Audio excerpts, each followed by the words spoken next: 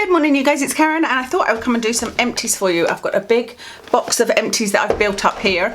I went and had my Botox for migraine yesterday, so you won't be able to see anything yet because it takes 3 to 7 days to start kicking in. So at about 3 days I'll start seeing whether or not my eyebrows are going to droop or if I'm going to have the surprised look. It's normally one of the two. And that's hopefully when I can feel a difference on the migraines as well. I did actually film a video yesterday with no makeup on because I had to go with no makeup on, and I just did not like the footage at all. I filmed this empties video, thought why not, you know, I've not been loving makeup as much lately, but I now realise that I don't mind not wearing makeup at all on a daily basis and when I'm, you know, just walking Watson and whatnot, because I don't really look in the mirror. But when I'm having to edit a whole lot of footage of me with no makeup on, I was just like, oh goodness me. For some reason I feel like it made my face look bigger and I felt like I looked really manly, and I was just like, no, I can't bear it. I need to put some makeup on this face. I think that's what's nice about YouTube, you know, it gives me the reason, if you like, to put some makeup on, to change my earrings, that kind of thing. Okay, there's a lot to get through here, so let me start with this device. This is the Haircare device that I did review and did say that I liked it, and I pointed out a few kind of disadvantages, but this is now a fail for me and not something I'm going to keep. I don't think it's terrible. This is one where you put your piece of hair in there, you press the button and it curls it for you. The curls that come out at first are lovely, but as always with curls, they don't particularly hold well on me. But when the curls that I use, that come out from using this, drop on me, I don't like how they look. I don't know why, they just seem to, I don't know, it's all sort of straight here and there's just a little bit of a wave at the bottom. It just looks really odd to me. So that's my first issue with this. The other issue I have is that it is hurting my joints, because this is a heavy one. It's quite heavy and I have to hold it like this. And I think the first time I used it, I was obviously not having a bad joint day, if you like, whereas I've used it a couple of times since when my elbows are hurting, and just sitting there like that, I'm like, oh, okay, this is really quite heavy. And the final thing is that you can't plug it in and use it. So when it runs out of battery, you're just done and you can't use it. And so what I was going to use this, I don't know whether it's a video, whatever, I was doing my hair and I did like say this little section here, and then it ran out of battery and then I couldn't use it, and it was like, well, you just have to wait to charge it. So I think the way to use it would be like to charge it every time, and you'd have to use it quite regularly so it didn't lose charge. And I just find that all a bit too inconvenient for me, so this one is a fail. Okay, hair care. I've got the Maui Moisture Vanilla Bean Conditioner. Love this, love the smell of it. It smells just like a vanilla cupcake. It is gorgeous, and it is a smell that stays, not a huge amount, but it does stay a little bit in your hair.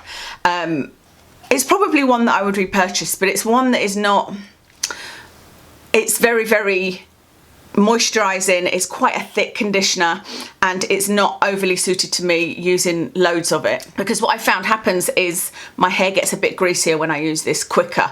So, you know, it's not a real thin, lightweight conditioner. I'm really fussy with my conditioners, you guys know. I want something that's thin, that just sort of soaks into my hair, that doesn't weigh my hair down, that leaves it detangled for more than just a day, that I can use loads of it, you know, that's cruelty free, yada yada yada. This is lovely, but it does just make my hair a little bit greasy after a couple of days. So I'm not going to rush out and repurchase it, but it is something I'd buy again. This is a fail for me. This is the Giovanni Ultra Moist Conditioner. I tried, you may remember I ordered quite a few conditioners from online somewhere of these Giovanni range, but none of them have really worked very well for me. They're all just okay. I can't really distinguish between them, to be honest. But like with this one, yes, it does condition my hair. Yes, it feels okay afterwards, but it doesn't, you know, I have to put another leave-in conditioner product in. I mean, I do anyway most of the time, but I need to do that, you know, in order to get it detangled. Because when I'm testing a new conditioner, I test it on its own. I'll use a shampoo that I know how it works, use the conditioner, don't use any leave-in product and test it. And with this, there was just still tangles at the bottom of my hair, you know, so not a repurchase for me. This one I would repurchase. This is Phil Smith Super Smooth Luminous Smoothing Conditioner. I got this from Sainsbury's. Somebody in my local area that's also going cruelty free had recommended this Phil Smith range, and yeah, this was really good actually, and like I said, I would repurchase this. This is one of those that it's really nice, it's lovely and thin, soaks in my hair lovely, rinses out, doesn't weigh my hair down, my hair feels lovely and detangled, but it doesn't last for days. You know, I always get close to my perfect conditioner, which was the Tresemme one, where the detangling lasts for a couple of days no matter what, you know, whereas this one is like most of the conditioners that I've found that it does detangle, but only for a day. But I would repurchase that. Oh, this was interesting. This is the Mark Hill The One conditioner for all hair types. I honestly can say I've never used a worse conditioner. This is full, apart from the one use, no, 2 uses, because I tried it again just in case my hair was just feeling particularly dry that day. I used it again and my hair felt awful. It felt drier than if I hadn't used a conditioner. Really, really bizarre. I don't know how a conditioner can do that, but it felt really, really odd. So not one that I love at all. Definitely wouldn't repurchase. Oh, another thing that made my hair look worse is this. This is the Charles Worthington Shineplex Vitamin C Serum. This has got little gold particles in it, so I thought, oh, that would be lovely. You know, I can imagine the light will catch on the little gold flecks. And so I tried this. I've tried this twice. Once on wet hair and then blow dried it, and once on dry hair just to see what I could see. And it's another product like the vitamin C one that I got from the Inky List, where it just makes my hair look dull. I don't understand, because this says it's for dull and lackluster hair. But this just made my hair look dull. You know, it definitely didn't make it look shiny or anything. Like I said, I think it looked shinier before I used this. So I don't know what my deal is with that. Have I just had bad luck with these vitamin C products? Am I not quite using them right? Have I not got the right hair type for them to work on? I don't know, but it didn't do anything for me, unfortunately. And I do like Charles Worthington products. It's the same with the Mark Hill. In fact, I've got my Mark Hill hairspray that I use here that I love. And with Charles Worthington, I love the Overnight Repair Serum. That's my favourite repair serum ever, but this just did nothing for me. My final hair product is the Olaplex No3 Repair and Strengthen. As soon as I finished this, I went and ordered another one, and I have that in my cupboard. It's just something that I like to use if my hair is feeling really, can't say dry because it doesn't moisturise it, but if I feel like my hair's feeling a bit damaged, and for example just now I can't get to the hairdressers and have my usual trim, and so this is a good thing to use. And I use this overnight. Since discovering using it overnight, it's a real game changer. It makes such a difference. Even though I used to leave it in for a couple of hours before, now leaving it overnight, my hair is just really, really, it's actually quite soft and really feels like it's worked its magic on my hair. But I do still love the Hair Boss double hair mask, but that one is more of a conditioner, you know, that one is more of a detangler, and so that's something I use after, because with the Olaplex No3 you have to wash it out. But I do love that. I do think it's worth the money. There's not many things that are that expensive that I think are worth the money, but I do think that's worth the money. That's everything for hair. So onto skincare, and I finished this. This is the Amazon Find brand micellar water. I did really enjoy this. This is the one for dry and combination skin, and it was fine, but I think I prefer this one, which I've also finished. This is also the Amazon brand called Belly, and this is their micellar water as well for normal skin. This one's got a bit of a scent of cucumber, and so I think for that reason I prefer this one, but they're both really good micellar waters.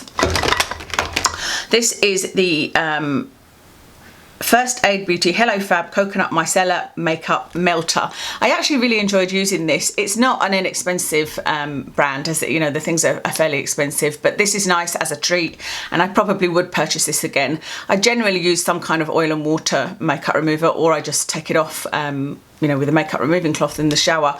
But yeah, I really enjoyed using this. It looks like there's a bit left, but it's just sort of a bit stuck to one side of the bottle.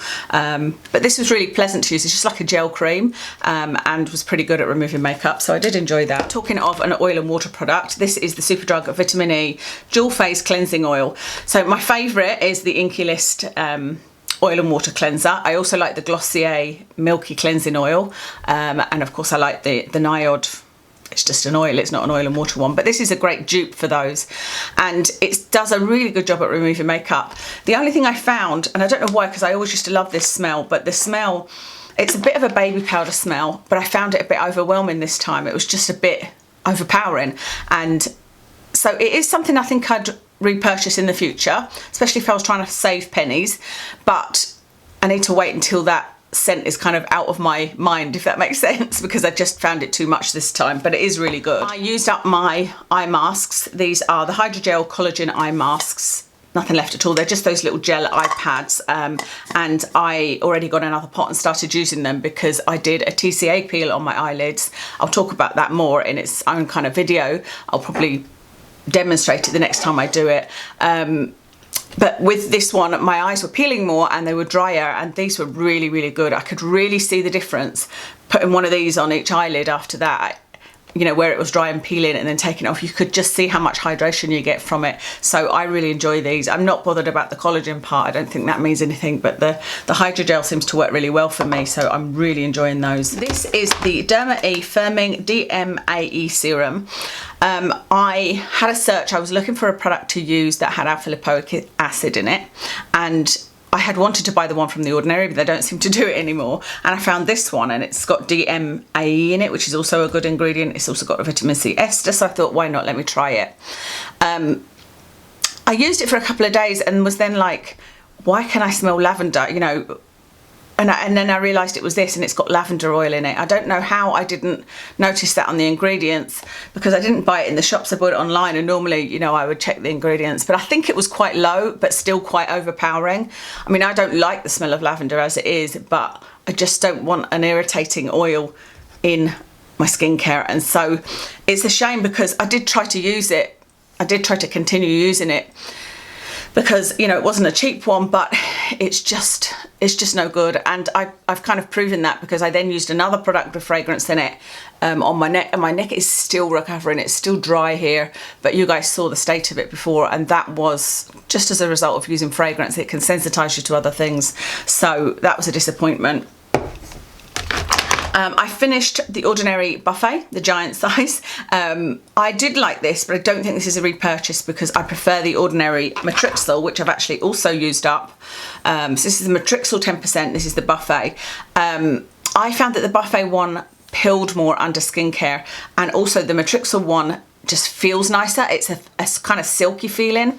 I've got the Hylamide Sub-Q as well, and so once I've used up the Hylamide Sub-Q, which I do like, I think the Matrixyl 10% would be the one I would choose out of those three, because of that. It's got that lovely silky feeling, but doesn't peel underneath skincare, so I love that. Also from the Ordinary EUK, I used up a bottle of EUK. This is something I buy occasionally just as a kind of luxury treat.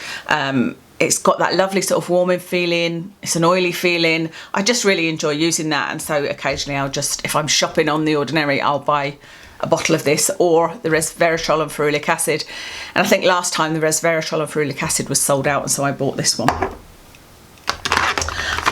This is the number 7 Nourishing Melting Gel Cleanser. When this ran out, I bought the pot of the, you know, the firm cleansing balm, kind of like the Clinique, I think it was Clinique, Take the Day Off, it's that kind of thing.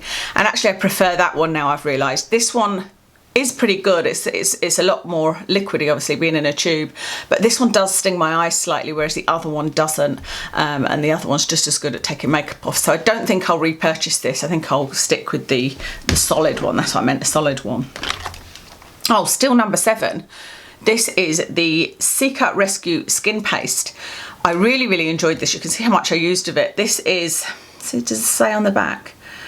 Use in the evening, wait up to 5 minutes, then massage into the skin, wear overnight. It's basically like a night cream. And I've got another one that's got a blue label. I can't remember what it's called, but I'm enjoying that one as well. And I think I actually prefer the blue label one. So I wouldn't repurchase this one, but I would repurchase the one with the blue label on probably. But I did really enjoy this one as well.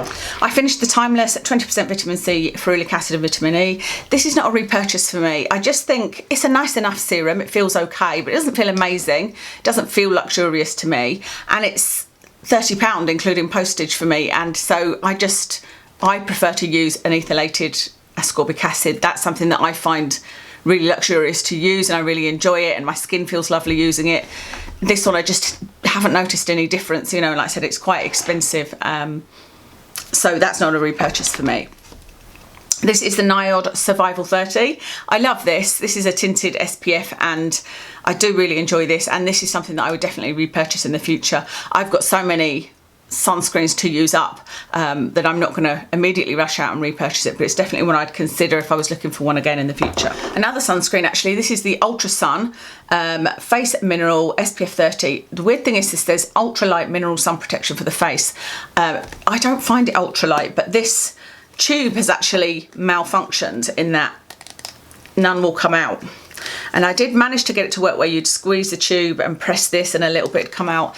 But I was like, you know what, it's just not worth the effort, because like I said, it's not ultralight. I feel like this takes a lot of rubbing in to use. And so this is not a repurchase for me.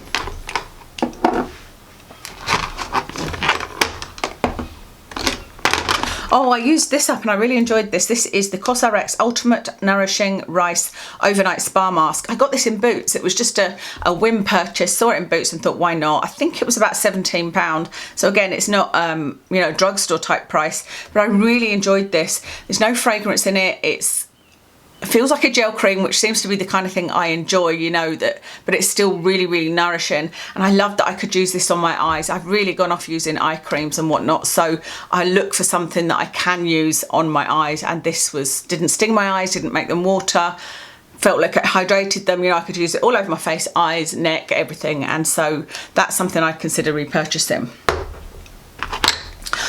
This is the Ultra Repair Pure Mineral Sunscreen Moisturiser SPF 40 by First Aid Beauty. This is a funny one because it appeared, I think I talked about it in my SPF video earlier in the year.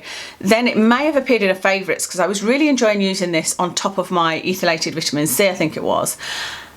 But then towards the end, I was like, oh, you know what, it is actually quite hard work, because even on top of that oily product, it does need a lot of rubbing in. You know, you can't just put this on and it will sink in. You really need to rub it in, otherwise you've got patches of it, you know. And so I'm not in a rush to go and buy it again, but it's not something I've completely ruled out, but it's definitely not currently a favourite. Another First Aid Beauty item is this Ultra Repair Cream Intense Hydration for Dry Parched Skin. Yeah, I did really like this. I think I had the full size of this once and used it. I do like the First Aid Beauty things. They're quite expensive, aren't they? And I feel like they all kind of look the same, and it's difficult to know if it's the actual product you're looking for. I don't know whether you find that, but I know with an eye cream, I thought I was buying an eye cream, but I bought the overnight eye mask or something. It wasn't the thing that I thought I was buying, you know. They all just look so similar and sound so similar, but I do like this Ultra Repair Cream. I use it as a night cream. Final skincare item is the Garden of Wisdom Niacinamide Serum. I did really enjoy this. I prefer using the powder, the Ordinary Niacin powder, and adding that to my like peptide serums and things like that. But this was really nice, and so if I wanted to go back to just using a serum, it's definitely one I'd consider, because this is one that I found didn't pill under my skincare, which is fantastic, so a lot of them do on me. Everything else is kind of makeup related. I finished this, look at the state of the bottle. This is a very old bottle, but this is the Urban Decay All Nighter Makeup Setting Spray. If I had to choose one setting spray, it would be the Urban Decay one, because they seem to work the absolute best when I'm spraying them in the mask or on my face or whatever. The least amount of makeup comes off on the mask, and so I'm using setting sprays much more nowadays, and I really like that one, and I've got another 2 bottles of it already. Oh, I used this Grande Lash MD. This is a lash enhancing serum, and I've had a really odd result from it. My eyelashes have gone curly, so curly. You can see it better actually when I don't. In fact, I wonder if I've got that footage from yesterday where I had no makeup on. You can see it a bit better there. They've gone so curly that they sort of are hitting back on my eyelid, and I didn't really want curl from a lash enhancing serum. I want length. Lilash was the one that always worked the best for me, and then I used Revitalash Advanced, but the last time I used Revitalash Advanced, it didn't seem to work very well for me at all. It didn't seem to do very much. But when I used Lilash, I used to get longer lashes, and that's what I want. My eyelashes are not particularly straight. They are already a little bit curled, and so for this to make them curled, it just means when I put mascara on, you're only seeing half of the length of the lash, because they curl back onto my eyes, and they actually even touch my eyes sometimes, and it gets a bit of mascara on my eyes. So I've not really enjoyed how this has worked for me, but I don't know whether that's this product or whether that's just, maybe that happens with age. I don't know, you know, as your hair sort of texture changes everywhere, maybe that's something that's going to be the result. I won't know until I try Lilash and see if I can get the same result, you know. So yeah, that isn't a repurchase for me just now. There's also another one in here. All the writing's come off, but I think this one was the Killer Lashes one that I tried. That was just a cheap Amazon one, and that didn't do anything for me at all.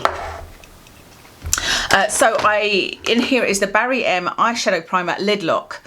Do you remember I bought this and I really liked this, and this is a dupe of the Smashbox 24-hour primer that I love. But I went to use this and it's completely dried. I can feel it inside. It's not even like putty, it's like it's dried into cement. So that's not so good because I haven't used it enough, and it isn't that old for it to be that dried out. You know, it's not like I've opened the lid a lot. I haven't. I used it a couple of times, put the lid on tight, and like I said, I haven't had it that long. I've got eye primers that I've had a lot longer than this that aren't even slightly dried out, you know, so that was a bit disappointing. Next is the No. 7 foundation drops. You guys may remember that I loved this foundation and I always used to rave about it, and it was one of my favourites. But I do think that's an aging thing, because with the foundation drops, I never ever used them mixed with something, and you're supposed to, you know, you're supposed to mix it with a primer or a moisturiser. And I have tried it that way, but I feel like it just looks a bit patchy that way. So for me, I always used it neat, if you like, and so what I'm finding now is it looks a bit too cakey on me, and I don't know, like I said, I think that might just be the aging process. I just don't feel like I suit as heavy makeup. I can't get away with it as much now, you know, and so I've kind of given up on these, unfortunately. Oh, this I really enjoyed. This is the Soap & Glory Thick and Fast Mascara. This is one I would repurchase, actually. It's got a natural bristle brush. It's not too big. It's not a tiny brush, but I don't mind that as long as it's not too big. And yeah, I really enjoyed it. The only thing I would say is it's that long ago that I finished it. I can't remember if it... What I hate is a mascara that's going to leave like little speckles on your face. You know, if you're going through the day and you're like, what is going on? And you have to dust your face off. I can't remember if this did this. I wish I could remember. I'm going to need to start making notes, aren't I, and sticking it in with my empties, but I know that I enjoyed it and I would repurchase that. Another mascara, this is the Kiko mascara. I can't remember the name of it, but you can still buy this. It's got this tiny little brush, although it is a plastic brush, but it's in different packaging now. I think I might even have one. I think I might have bought this because I'm still on that search for my Holy Grail mascara. I do like this. There's no clumps or anything. You know, it doesn't clump your eyelashes together. What I want from a mascara is it to give me definition and lengthen my eyelashes a little bit. I don't want it to, you know, one of those that you put on and then all of your eyelashes, you've got like 3 eyelashes and they're clumped together. I want to be able to separate them, and I don't want it to flake, and I don't want it to smudge. I suppose we all want that, don't we? And I don't necessarily like a waterproof one either, but this is a good one. I would recommend this one and I would repurchase. The only reason it's not really a Holy Grail is because the plastic brush, I find that irritates sometimes when I'm putting on mascara. I don't know why, but sometimes with the plastic brush it will catch and just sort of, you know, make my eyes water. I finished the No. 7 Perfect Light Pressed Powder. Well, I say I finished it, you can see there's still stuff left, and my younger self would be mortified at that and would never have done that. I would use it right up until the very end, and even when it cracked, you know, do you remember it used to crack at the end? I'd like press it down and use my brush in it that way, because I couldn't have afforded to replace it, you know, and I would have probably only had one. But I think with this No. 7 one, I do like it, and it's not something I'm going to repurchase because I love the Revolution powders and I'm quite happy to use them. I think I bought this one in one of the kind of No. 7 deals where it was 3 for 2 or something like this, and this was my 3rd product. But I do really like this powder. I do like the No. 7 powders in general.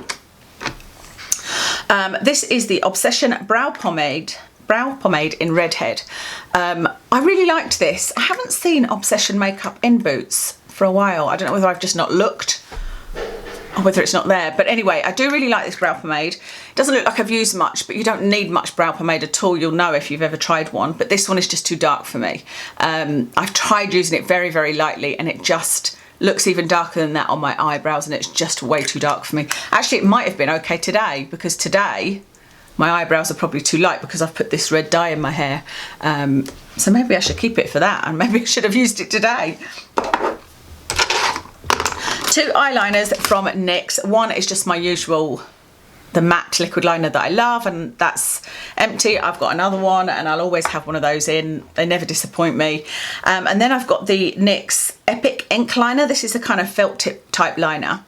This one's really odd because I showed you guys this in my, I think it was in my 2020 favourites. I use the liquid liner for this line, and then I use this felt tip for the little flick I do at the corner. And it's been fantastic. And what I was saying I loved about it was how it stays really black. There's still lots of ink in it, you know, like I've got the Kat Von D tattoo liner, and that's not as good as this. You don't get such a crisp black line as you do with this NYX one.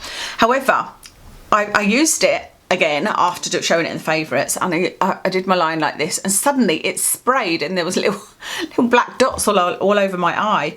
And I thought it was maybe just a one-off, but it's done that a couple of times, so it's now in Empties. I'm going to buy another one because I can't remember if this is my first or second purchase. If it's my second purchase, it definitely didn't happen with the first one. If it's my first purchase, I'll use another one and see if I get the same issue. Let me know if anybody's used it, if you've got the same issue. And it's a shame because there's still plenty of ink left in this, you know, and it's really still a nice colour, but it just, every time I use it, it just sprays little black dots everywhere. So that's a fail. I have got a Jamie Genevieve, this is the last item actually, Jamie Genevieve lipstick. It looks like this. And I'm going to put it on my finger actually and show you, because that's where it looks the same as it goes on your lips. This was just a misjudgment by me in that it looks terrible on me. It just makes me look dead. I'll kind of show you, see if you can see. It's just not a good colour for me at all. The lipstick itself is lovely, really lovely. And I said on Instagram, because I bought this and 2 lip liners, that I had met Jamie when she worked in Alaska. She complimented my makeup. I thought that was amazing. You know, she's a really nice girl. And so I wanted to support her. And I really like this packaging. I think it's lovely, and I'm tempted to try another lipstick because, like I said, this is just the wrong choice for me. It's just way too cool. But the 2 lip liners I got, one of them I had hoped might be my new, you know how I'm still looking for a replacement for my Too Faced Perfect Nude lip liner, but it wasn't. It was too kind of, it was a little bit too dark, and it was a little bit too orangey, I suppose you could say. But also, it's sort of, it wasn't smooth putting it on, it sort of dragged over my lips. But the funny thing was I got 2 lip liners, like I said, and the darker one that I would wear with something like Kat Von D Lolita, that one was absolutely fine. It didn't drag across my lips, it was really soft and smooth. So I don't know, but I am definitely tempted to get another lipstick because, like I said, it does feel like it's a really nice formula, but just not the colour for me. That's everything from my Empties first video of 2021. I don't know when I'll see you next. We'll see what happens with my headaches, obviously, and how my face looks. I mean, how my face looks won't stop me coming and doing YouTube. I'll tell you what I've got on makeup wise. I am wearing, I'm still using up my Lancome Teint Idol Ultra foundations. That's what I've got on foundation wise. On my eyes is the Huda Beauty Nude Obsessions. This is the little mini one, and this is in light.